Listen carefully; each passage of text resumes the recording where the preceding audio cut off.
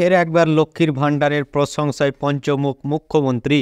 রাজ্য সরকারের চালু করা প্রকল্পগুলির মধ্যে জনপ্রিয়তার শীর্ষে হল লক্ষ্মীর ভাণ্ডার প্রকল্প, যার মাধ্যমে রাজ্যের মহিলাদের আর্থিক সাহায্য প্রদান করা হয়।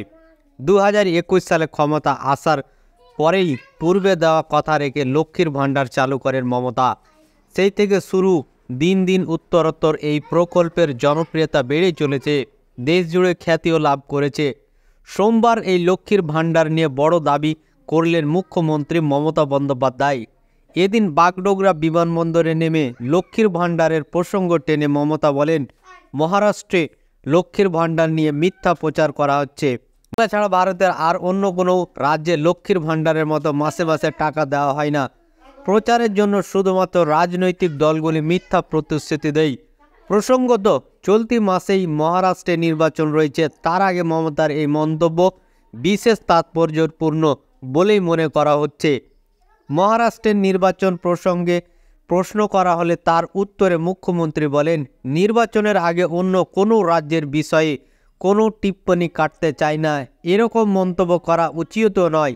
তবে মানুষ যাতে বিজেপির বিরুদ্ধে ভোট দেয় সেটাই নিশ্চয় চাইব।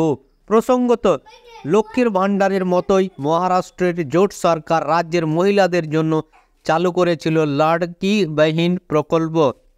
লক্ষ্মীর ভাণ্ডারেরই মতোই এই প্রকল্পের আওতায় মাসে মাসে মহিলাদের হাতে অর্থ সাহায্য তুলে দেওয়ার ঘোষণা করা হয়। এই প্রকল্পের আওতায় সে রাজ্যের মহিলাদের প্রতি মাসে 1,500 টাকা করে ভাতা দেওয়া হচ্ছে। সম্প্রতি আবার মুখ্যমন্ত্রী বলেন, বিধানসভা ভোটে জিতলে লাড়কি বাহিন প্রকল্পের আওতায় ভাতা 1500 টাকা থেকে বাড়িয়ে 2100 টাকা করে দেওয়া হবে। এদিকে এই প্রকল্প নিয়ে শুরু হয়েছে দড়ি টানাটানি। প্রতিশ্রুতির পাল্টা প্রতিশ্রুতি দিচ্ছেন বিরোধীরা।